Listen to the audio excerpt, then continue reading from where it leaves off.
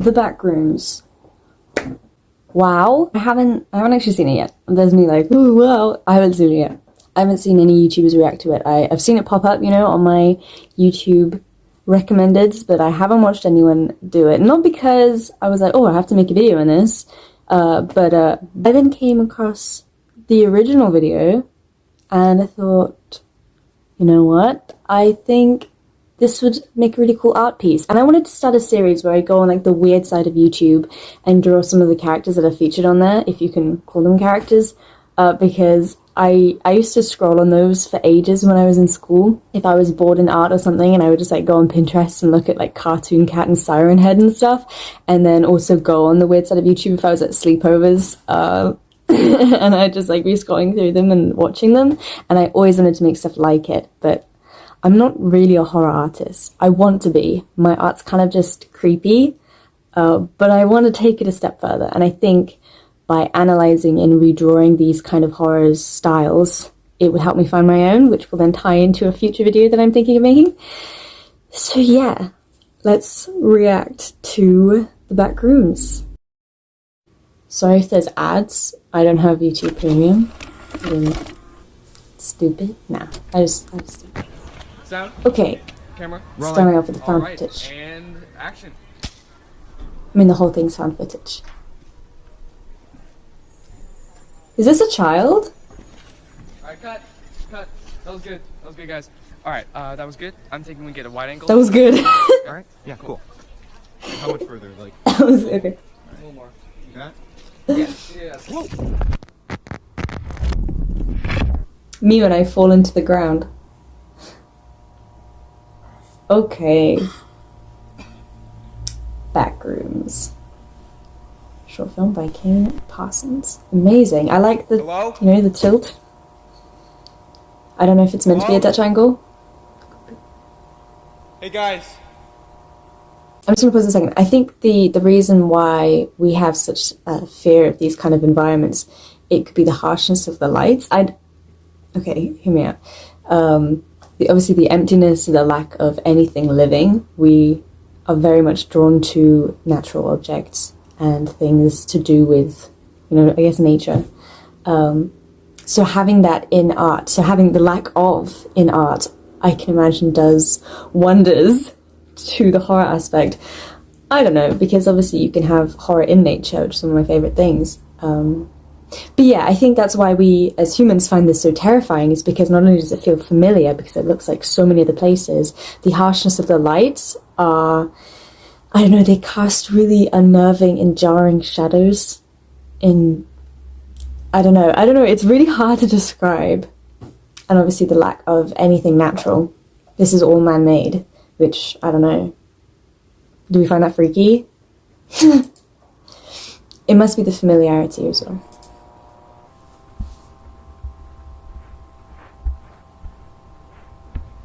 It's not good. See, it feels like an interplay area again, just this harsh lighting and superficial lighting as well. Hello? Someone there? Okay, answer. That's scary. You know, I'd be freaking out right now. This guy is holding it together.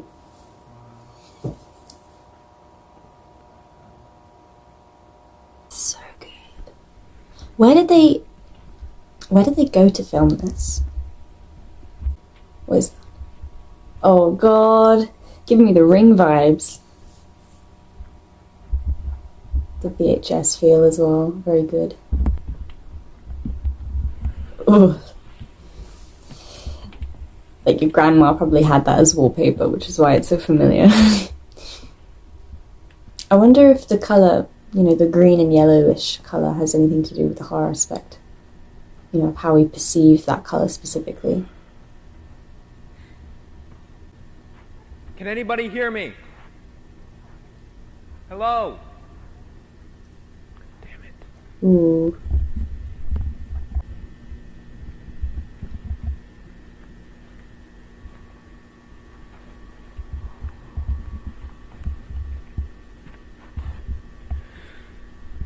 I wouldn't be looking up, I'd be looking to where the arrows are pointing.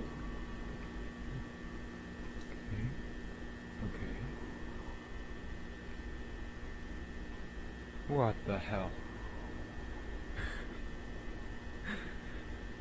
This is when you say what the hell, not that you're in a, you know, back room suddenly. What does that say? Don't.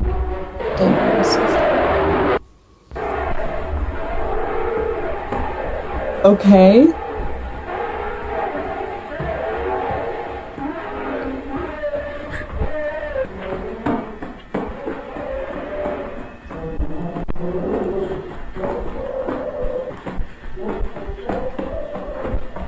Oh, he's legging it. Get it. That's so good. The way this was filmed was just really...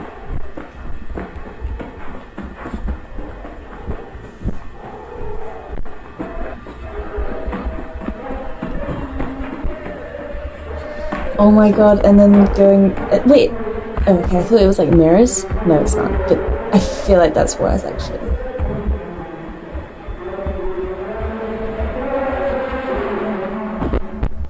Oh my god.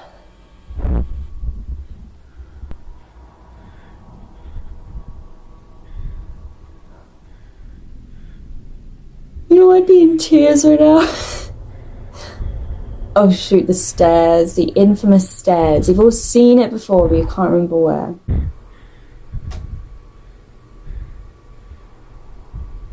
There are so many places in this kind of horror where you can put in elements of horror, like they made us unnerved just because it's a liminal space. I'm going to pause it just in case I miss something. They made us unnerved because it's liminal space, but they also added small things into the background, and that is my favourite thing with horror. I know they did it with Hereditary. That was beautiful.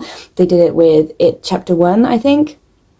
And a bit of It Chapter 2. I think actually more in It Chapter 2. In It Chapter 1, there's like a scene where a kid's reading in the library and a woman behind him is just smiling at him. And you would not see that in the first watch. And I think it's just, that kind of horror is so good because it's not jump scares. It's not, you know, really in your face and like gore and stuff. It's like, okay, yeah, that's scary just because you're playing with my human reflexes and just like natural responses. But this plays, I guess, with another response, which is something watching you and something that someone else hasn't seen yet, but you know. It's that's kind of suspense. It's really good. I really love that technique, and with this kind of horror they can use it as much as they want, but I think they did it really well, just adding those little bits so we can see, but this guy clearly can't, and then having the climax of that terrifying siren head looking thing. So yes, I will continue. Sorry.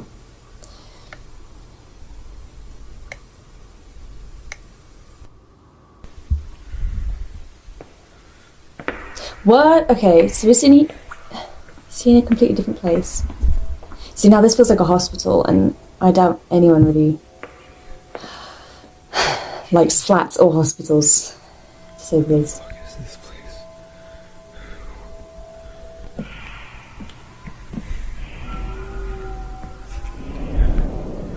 What is that? Like the thing on the ground. Is it rope? You know, I would be sitting in the corner and just like crying, waiting for someone to come find me. I wouldn't last 2 seconds here. Dude, don't cough.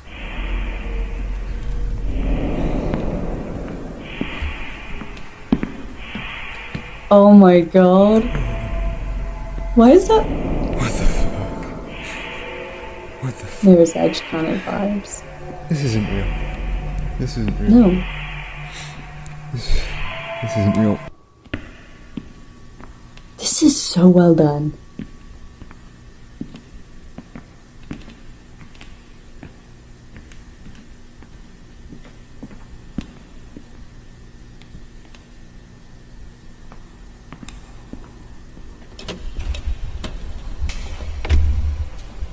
Oh my god.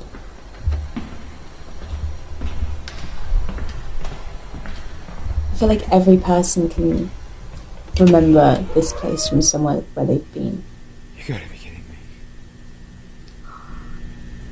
Hell no, I'd turn back. You seem to be making progress. This is where all the jumps... Well, not jump scares. This is where all the horrors were. Well, he doesn't know again. It was there, wasn't it? Not there anymore. Was that something?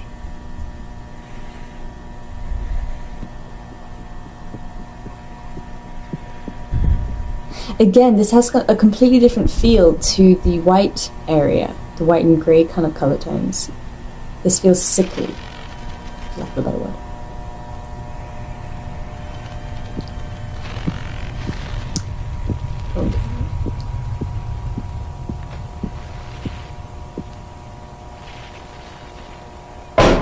Don't.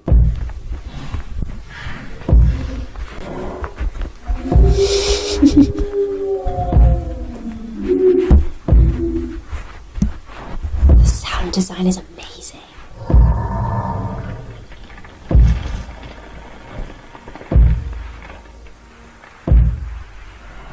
Excuse me?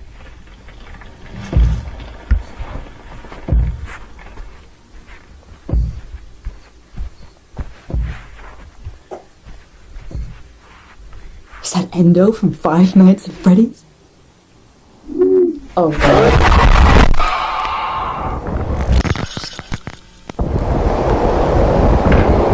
No.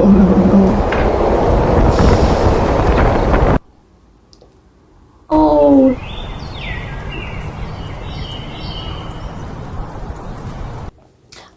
I thought he was going to turn back like where he started. Like, you know when you glitch in Minecraft and you die inside the ground, like someone teleported you somewhere. That happened to me yesterday.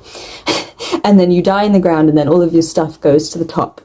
Like, I thought that was happening to him, that he had gone into the ground and then was coming back down. I don't know. This doesn't look like where he was. That was really, really good. The sound design was amazing, and also the way that the monster moved. I don't know why that was valid, like that stuck with me. It wasn't the classical ring, you know, and she's like clicking and stuff, and you know, that's good horror, that's freaky. I don't feel like the monster was overdone either. I was worried when it was coming around the corner. I was like, oh no, we're going to see it a lot. And, you know, that usually ruins it. Again, they did that with It Chapter 1, I think, where we just saw Pennywise over and over again, and we were like, oh, really? Okay, cool, it's the clown guy again, now we've seen it. It was like the makeup designer was like, please show my product again. You know, I don't know.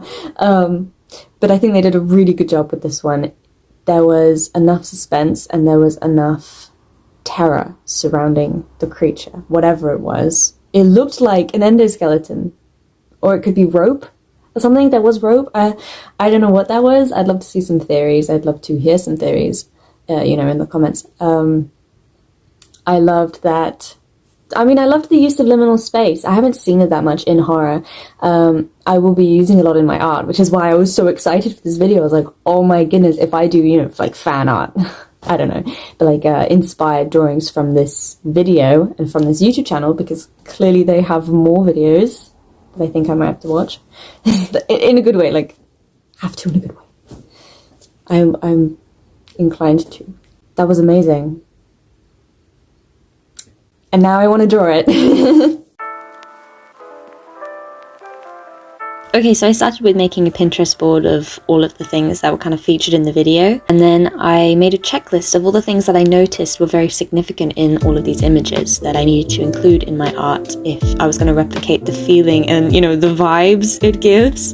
So up first, obviously, it is, you know, the found footage glitchy VHS effect and, you know, Dutch angles and just imperfections in the art and in the photo to make it look like someone maybe accidentally took the picture or was just taking an unprofessional video.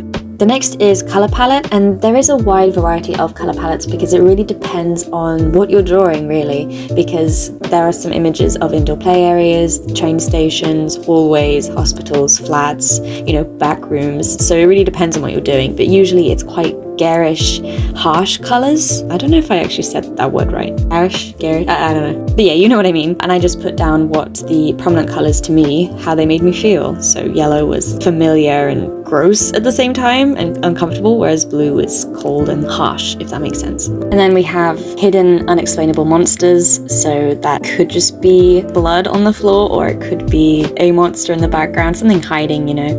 And you can hide them anywhere with these liminal space pictures, like I mentioned earlier. And then obviously the harsh shadows and like harsh lights, those are really prominent for some reason.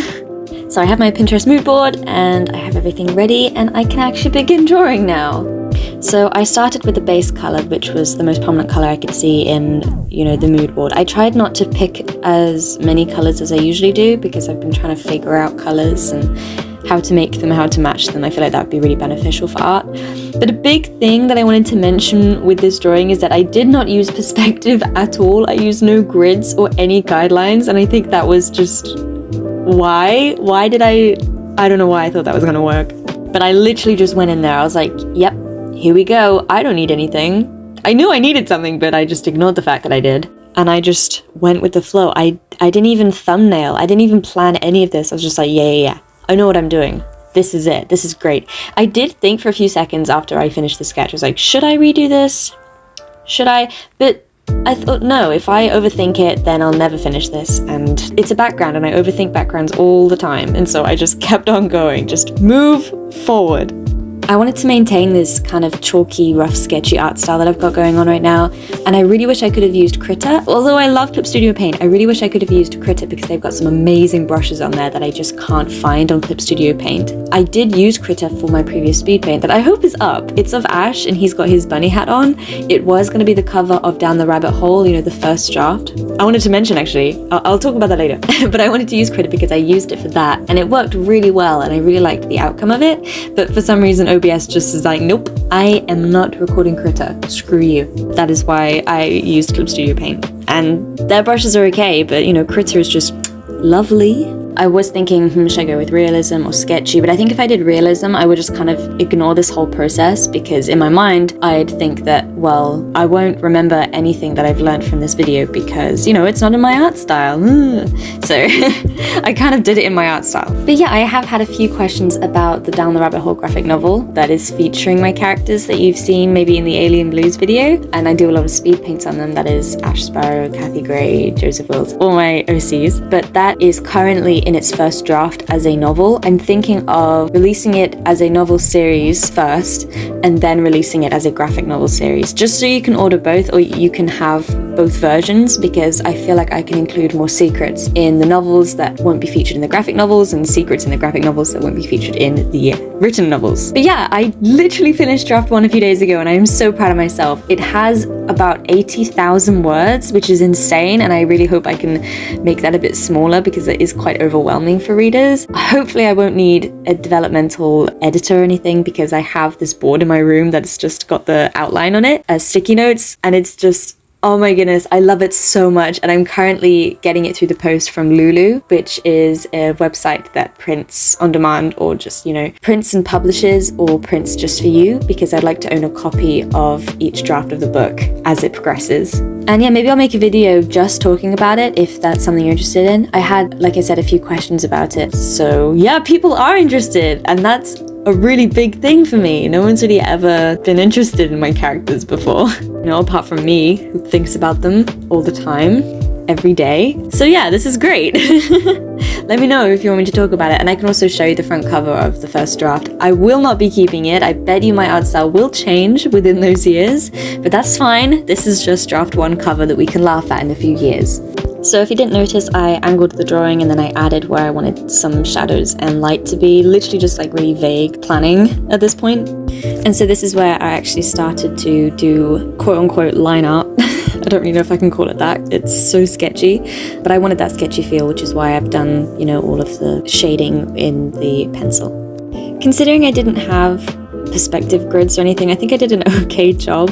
Rewatching it now, it's like, okay, you know, like just in hindsight and looking at it objectively instead of staring at it for hours. It's okay, it's all right. It's okay. I didn't like how yellow it was. I know I said that I wanted it to be yellow, but I really didn't like just how yellow it was, just flat out. And so I added some reds and blues and stuff. And then I added, you know, that little blood stain, as you do. I actually go onto Critter and then add some more stains on the carpet just because I felt like there wasn't actually enough horror element to this. I couldn't record that, obviously, but here is me adding textures and stuff like I usually do to my pictures. I think I mentioned this before, but I just set it to overlay and then boom, good to go. Thank you, Clip Studio Paint. And here is the final image. I'm really not sure how I feel about it. It's okay. It could be better, but it'll do. So yeah, please let me know if you want me to make this a proper series where I watch spooky videos on the internet and then recreate the horror aspects to it. I think that'd be really beneficial to me, and I would really enjoy doing that. Yeah, I hope you enjoyed the video. Thank you for watching.